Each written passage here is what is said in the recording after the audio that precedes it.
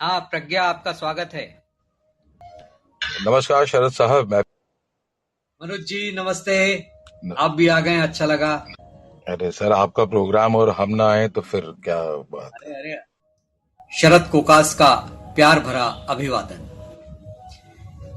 आज का एपिसोड हम शुरू करते हैं जिसका उन्वान है जानी, नाखून रगड़ने से बाल नहीं उगते हैं। ये जानी शब्द से आपको याद आ गया होगा हमारे फिल्म अभिनेता राजकुमार का वो डायलॉग, ये उन्हीं की अदा है। दरअसल हुआ ये कि कुछ समय पहले की बात है, मैं मॉर्निंग वॉक के लिए निकला तो देखा पार्क के एक बेंच पर दो गंजे लोग बैठे हैं और अपने दोनों हाथों के नाखून आपस में रगड़ रहे हैं। मैंने उनसे पूछा कि भाई आप लोग ये क्या कर रहे हैं?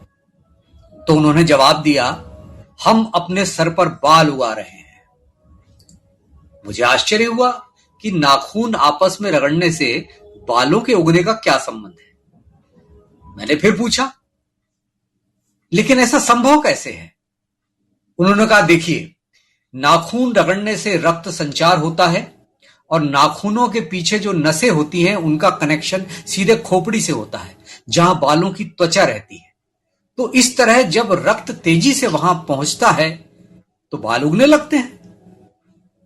मैंने कहा, ऐसा भी कभी होता है क्या? किसी मेडिकल साइंटिस्ट या वैज्ञानिकों की टीम ने ऐसा प्रयोग किया है क्या? किसी अधिकृत मेडिकल जर्नल में यह शोध और उसका परिणाम छपा है? उन्होंने कहा, वह हम सब नहीं जानते, हमें तो बाबा जी ने बताया है, हम उन्हीं की बात मानते हैं, हमारे लिए वही साइंटिस्ट है। विश्व दीपक भी कह रहे हैं कि देखिए सब योगा बाबा का कमाल है।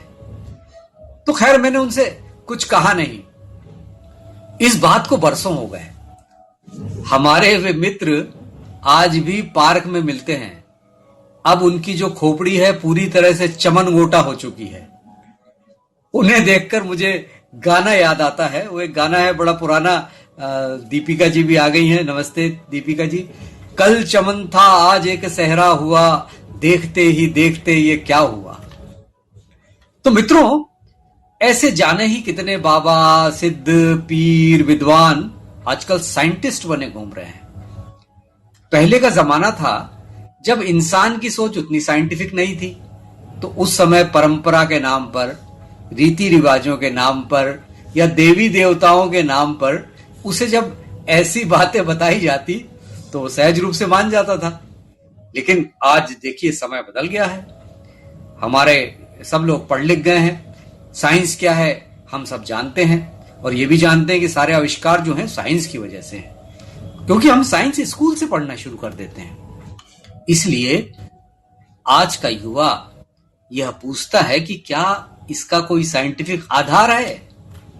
मित्रों, स्यूडो साइंस या छद्म विज्ञान का राज यहीं पर शुरू होता है। उसका जो रोल है वो यहीं पर आता है। अब यही पुराने लोग जो संस्कार के नाम पर या परंपरा के नाम पर या देवी देवताओं के नाम पर सीधे सीधे बातें कहते थे, अब ऐसी ही कुछ बेतुकी बातों का सहारा लेकर साइंस की शब्दावली का उपयोग कर उनके मन को समझा देते हैं कि यही सही है। और मन को समझाना तो बड़ा आसान है, तो बस वो मान लेते हैं। देखिए, आजकल आप लोगों ने भी देखा होगा कि YouTube पर ऐसे ढेरों वीडियो मिलेंगे जो कहते हैं कि इसका धार्मिक और वैज्ञानिक कारण जानिए, या कहते हैं कि वैज्ञानिकों को ऐसा मानना है कि।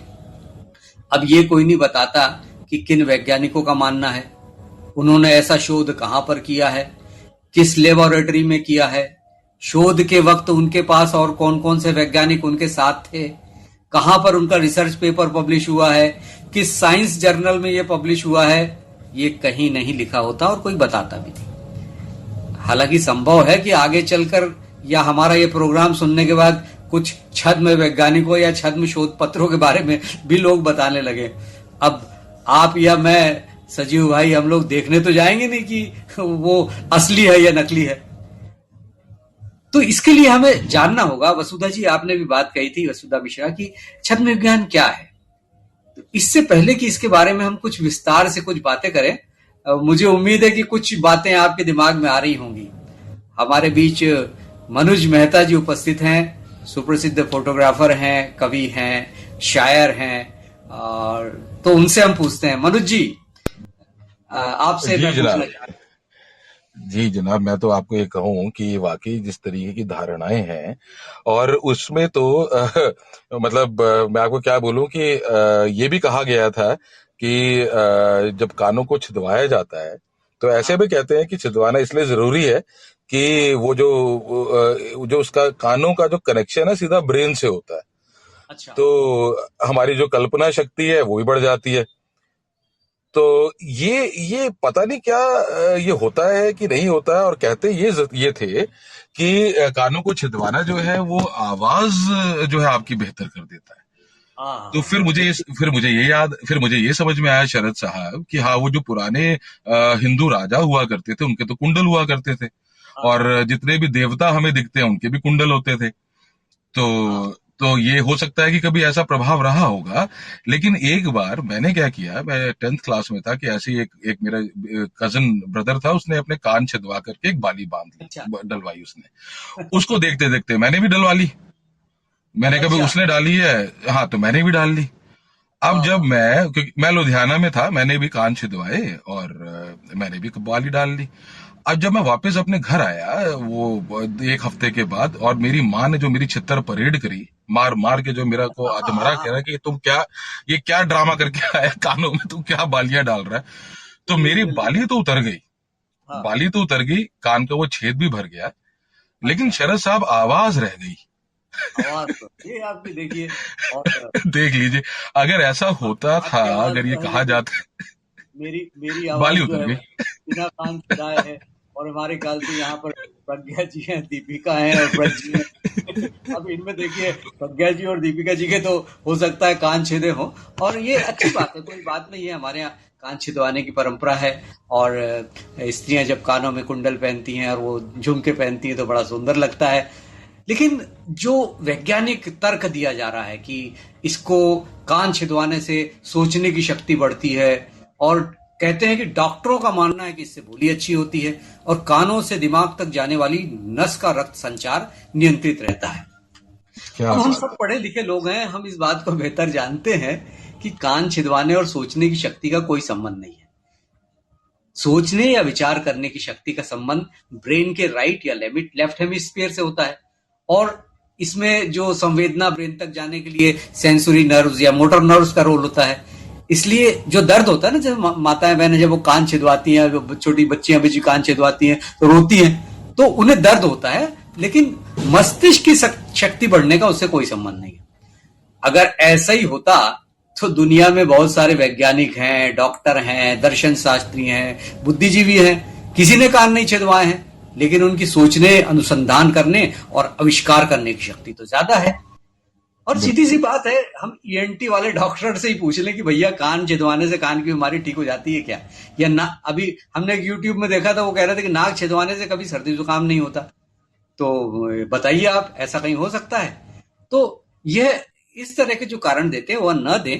कान छिदवाना और नाक छिदवाना बहुत अच्छी परंपरा है, तो वो चलते रहे। वैसे ही बताएं कि भाई इससे सौंदर्य में वृद्धि होती है या ये हमारी परंपरा है।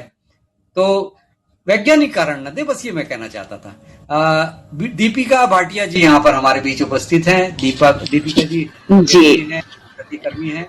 दीपिका जी, आपके मन में कोई बात ऐसी आ रही होगी इस छद्म विज्ञान को लेकर, बताइए।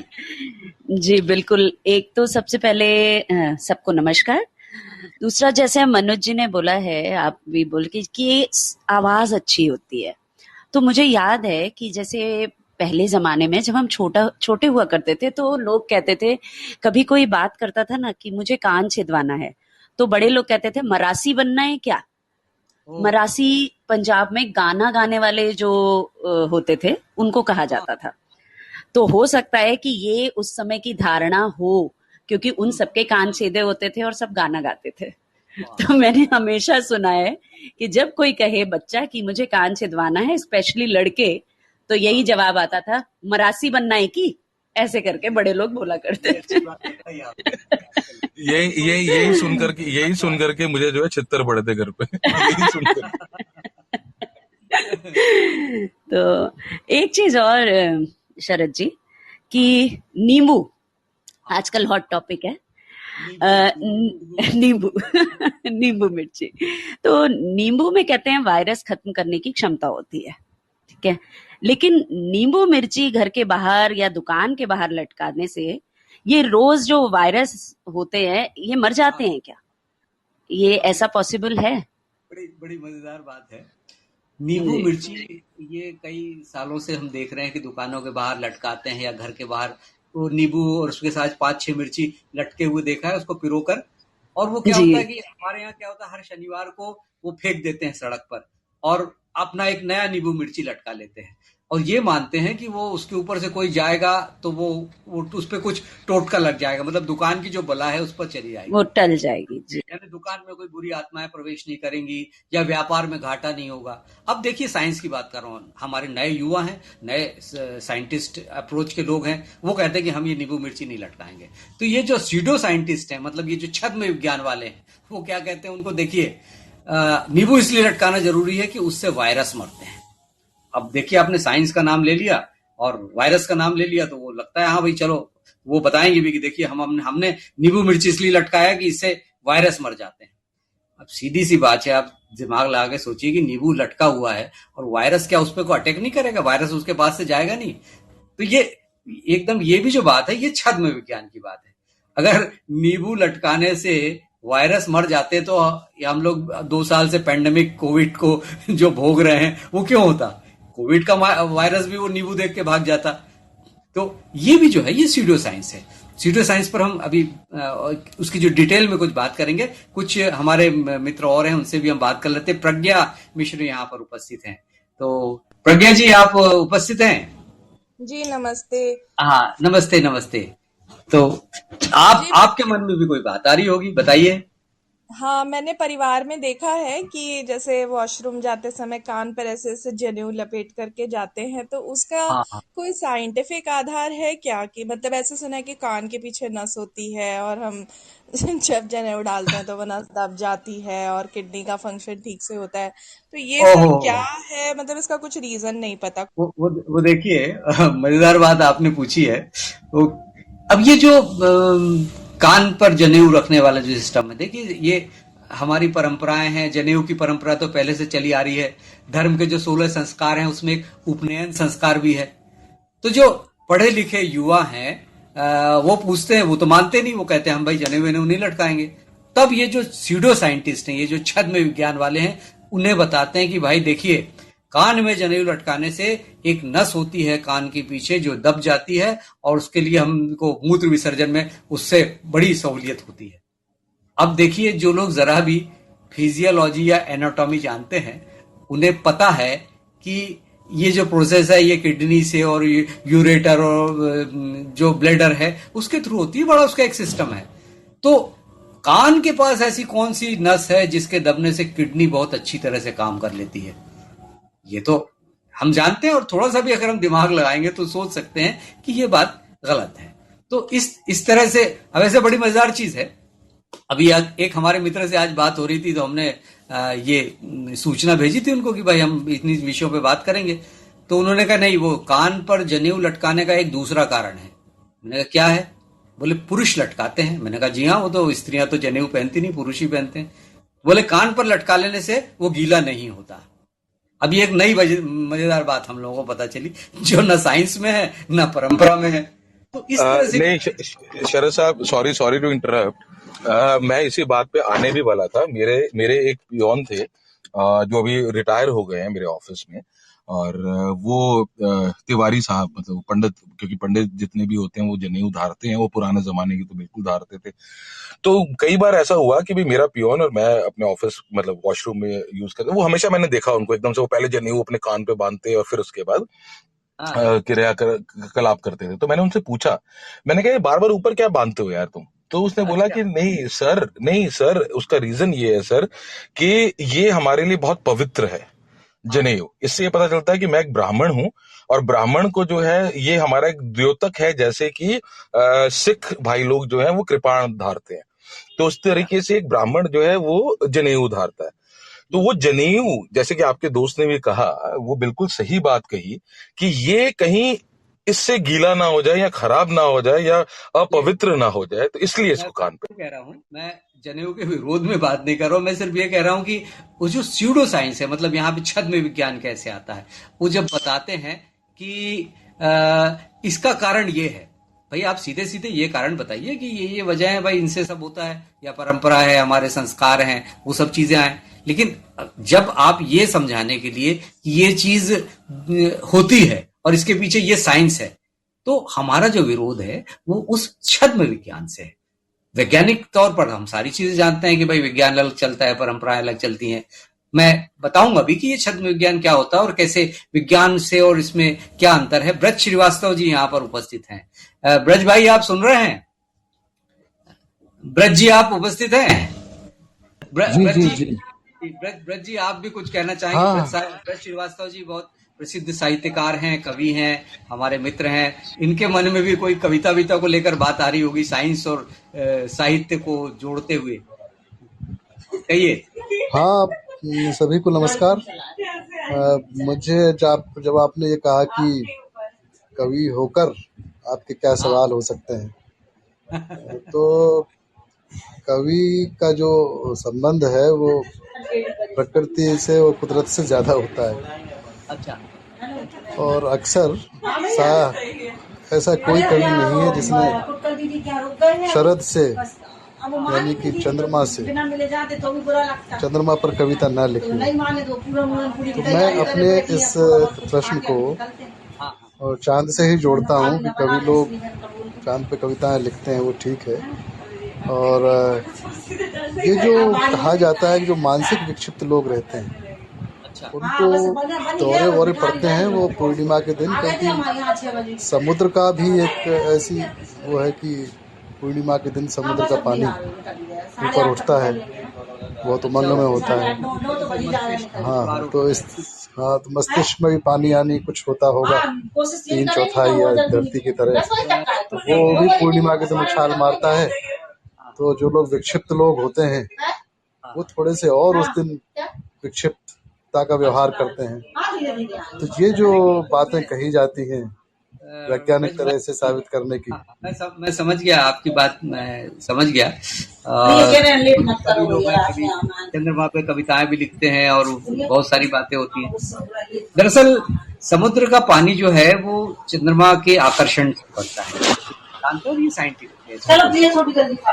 लेकिन हम देखते हैं कि हमारी पृथ्वी पर 2/3 से ज्यादा पानी है, और वो जो पानी है वो उतने बड़े आयतन में होने के कारण, उतने वॉल्यूम में होने के कारण चंद्रमा और सूर्य, चंद्रमा सबसे निकट है हमारे करीब, तो चंद्रमा का जो असर है उस पर होता है। और हम देखते हैं कि समुद्रों में ज्वार भाटा आता है, ये बिल्कुल साइंटिफिक चीज है।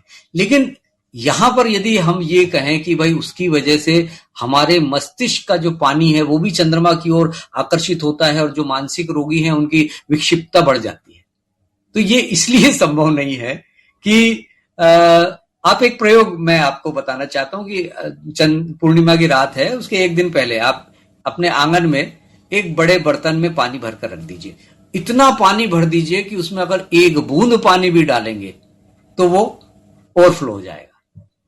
आप देखिएगा, चंद्रमा चाहे पूर्णिमा हो, चाहे उसके 1 दिन 2 दिन 3 दिन करके देख लीजिए, कोई फर्क नहीं पड़ेगा। यानी वो चंद्र जो वॉल्यूम है वो इतना कम होता है कि उसका उस पर असर नहीं होता। अब इतने बड़े बर्तन में एक ड्रम में भर के रख लीजिए, आपको ये असर नहीं होगा। तो फिर हमारा जो ब्रेन है या हमारी बॉडी है उसमें तो इतना कम पानी होता है उसकी तुलना में, समुद्र की तुलना में, कि उस पर कोई असर नहीं पड़ता। और एक मजेदार चीज है कि असर पड़ता भी है अगर, तो हम देख सकते हैं कि भाई सब पे एक जैसा असर पड़ेगा। तो ये कौन बताएगा कि किस पे क्या असर पड़ रहा है? तो ये जो चीज है, ये जो फैक्ट है, ये एक्चुअली साइंटिफिक फैक्ट नहीं है कि जो मानसिक रोगी हैं या जो कवि हैं वो इस दिन थोड़े से उद्विग्न हो जाते हैं और वो कुछ अलग तरह का व्यवहार करने लगते हैं। दरअसल मैं कहना जो चाहता था वो ये है कि छद्म विज्ञान क्या चीज है। हम लोग अंत की ओर बढ़ रहे हैं। छद्म विज्ञान या स्यूडो साइंस उस क्रियाकलाप या विधि के लिए प्रयुक्त होता है जो विधि वैज्ञानिक होने का आभास तो उत्पन्न करती है, लेकिन जो प्रॉपर सम्यक वैज्ञानिक विधि है उसका अनुसरण नहीं करती। सम्यक वैज्ञानिक विधि क्या होती है? जो कार्य और कारण पर आधारित होती है, जिसके लिए निरंतर प्रयोग किए जाते हैं और निरंतर प्रयोग करने के पश्चात जो चीजें सामने आती है। तो इसी तरह से ये टोने टोटकों द्वारा मुसीबत दूर करने की विधि सम्यक वैज्ञानिक विधि कतई नहीं है। और इसीलिए ऐसे लोगों के लिए छद्म विज्ञानी जैसा शब्द इस्तेमाल किया जाता है कि जो बिना किसी आधार के किसी भी बात को वैज्ञानिक कह देते हैं। हम सब पढ़े लिखे हैं, अपने विवेक और बुद्धि से विज्ञान और छद्म विज्ञान में अंतर कर सकते हैं, और इस तरह से जब हम करेंगे तो हमें अधिक तार्किक और सुदृढ़ बनाया जाएगा। अब देखिए, कुछ मजेदार बातें आपको बता रहा हूं कि अभी सोशल मीडिया पर बहुत बढ़िया बढ़िया चीजें चलती हैं। गुड मॉर्निंग, गुड नाइट, फूल पत्ती वाले पोस्टर्स, बोध कथाएं और प्रेम और नफरत फैलाने वाले संदेशों के अलावा बहुत सारी चीजें आती, प्राचीन आख्यान हैं, परंपराएं हैं, स्वास्थ्य को ठीक रखने के नुस्खे हैं। अब इन दिनों विज्ञान का महत्व है और बिना विज्ञान की सहायता से हम अच्छे जीवन की कल्पना नहीं कर सकते। इसलिए कई बातों को विज्ञान के आवरण में लपेटकर प्रस्तुत किया जा सकता है। जैसे अभी एक मैंने देखा था एक जगह मैसेज की डायबिटीज दूर करने के लिए आप ऐसा कीजिए कि गेहूं को थोड़ा सा 10 मिनट उबालिए और उबालने के बाद उसको कपड़े में बांधकर अंकुर उगने के लिए रख दीजिए। तो इस तरह से उबले हुए जो गेहूं है उनके अंकुर निकालकर जब आप खाएंगे तो आपकी डायबिटीज दूर हो जाएगी। अब लोगों ने ऐसा प्रयोग करके देखा, फिर लोगों ने बताया कि भाई वो अंकुर तो निकलते ही नहीं उसमें। हमने कहा सीधी सी बात है, अनाज को उबालने के बाद उसमें अंकुर कहां से निकलेगा? वो तो कच्चे अनाज में निकलता है। तो ऐसे कई नुस्खे आजकल चलते हैं डायबिटीज दूर करने के, ब्लड प्रेशर दूर करने के, जोड़ों के दर्द को मिटाने के। तो ये सही बात है। सुप्रिया पुरोहित यहाँ पे आई है, वो भी यही कह रहे हैं कि उबलने के बाद तो अंकुर निकलेगा ही नहीं। तो ऐसी कई चीजें हैं जो स्यूडो साइंस के तर्क दिए जाते हैं। सिंदूर के बारे में मुझे तर्क याद आया कि वो सिंदूर के बारे में मैंने कहीं पढ़ा था कि उन्होंने दिया कि भी सिंदूर लगाने से जो रक्तचाप है वो स्थिर रहता है। तो भाई परंपरा चली आ रही है, लेकिन एक चीज उसमें और लिखी थी कि मैंने पूछा कारण क्या है, तो बोले विधवा स्त्रियां इसलिए सिंदूर नहीं लगाती कि उससे यौन उत्तेजना बढ़ती है, इसलिए मना है। अब देखिए भाई, सब लोग जानते हैं कि यौन उत्तेजना कैसे बढ़ती है। उसका संबंध हार्मोन्स से है, हमारे ब्लड प्रेशर से है। तो ये सारी चीजें हम जानते हैं, लेकिन उसके बावजूद ये जो तर्क दिए जाते हैं। शरद जी, सिंदूर को लेकर के तो एक सबसे बड़ा है कि जितनी लंबी मांग भरेंगे उतनी लंबी उम्र होगी पति। तो विज्ञान की पोल खोलने की ये सबसे बड़ा तर्क दिया जाता है। ये अगर विज्ञान को सही रूप से इस्तेमाल करें और किसी भी चीज को सिर्फ वैज्ञानिक आधार पर सिद्ध करने के लिए ऐसी झूठी और कपोल कल्पित बातों का सहारा ना लें, तो हमें कोई ऐतराज नहीं है। परंपराएं हैं, संस्कृति है, बहुत अच्छी अच्छी चीजें हम लोगों के यहाँ घटित होती हैं, लेकिन केवल इसलिए कि पढ़े लिखे लोगों के सामने विज्ञान के आधार पर इसे सिद्ध करना है, हम झूठ ना बोलें। तो हमारा जो विरोध है बिल्कुल इस तरह के अंधविश्वासों से है। ये विज्ञान और छद्म विज्ञान दोनों को एक ना माने, क्योंकि विज्ञान और छद्म विज्ञान दोनों को एक मान लेने से सबसे अधिक नुकसान जो होगा कि हम विश्वास और अंधविश्वास में अंतर करना छोड़ देंगे। विश्वास अलग चीज है, अंधविश्वास अलग चीज है। तो छद्म विज्ञान ये शब्द हो सकता है आपके लिए नया हो, अभी नया शब्द है ये स्यूडो साइंस जिसको कहते हैं, लेकिन छद्म का अर्थ आप जानते हैं, जो सच नहीं है वो छद्म है। तो मन मशीन पर यह प्रोग्राम देने का हमारा उद्देश्य यही है कि आप सच के साथ रहना पसंद करेंगे या झूठ के साथ रहना पसंद करेंगे। आपका जो मन कहता है उसे आप अच्छी तरह से मानिए। हमारे बीच बहुत सारे हमारे साथी उपस्थित हैं, वसुधा जी हैं और अन्य लोग भी यहाँ पर आ रहे हैं। हम सबका स्वागत करते हैं और अंत में बस यही बात मैं कहना चाहता हूं कि विज्ञान को किसी भी आधार पर हम ऐसा ना करें कि उससे हम किसी भी चीज को रिलेट कर दें, जोड़ दें। तो इससे यह होगा कि हमारे जो मस्तिष्क की विकलांगता है वो बढ़ेगी। हम सुदृढ़ और तर्कशील नहीं होंगे, बल्कि हम एक तरफ ना तो विज्ञान को मानेंगे ना परंपरा को मानेंगे, और जैसे कि वो एक मिथक है त्रिशंकु का, हम उस त्रिशंकु की तरह कहीं बीच में लटके रह जाएंगे। मैं क्या आप सबके प्रति बहुत धन्यवाद बहुत ज्ञापित करता हूं। मनोज जी, दीपिका जी, प्रज्ञा जी, ब्रज भाई, थैंक यू। उम्मीद है कि जल्दी ही अगले कार्यक्रम में हम लोग मिलेंगे और आप सबका बहुत बहुत आभार, शुक्रिया, जी धन्यवाद।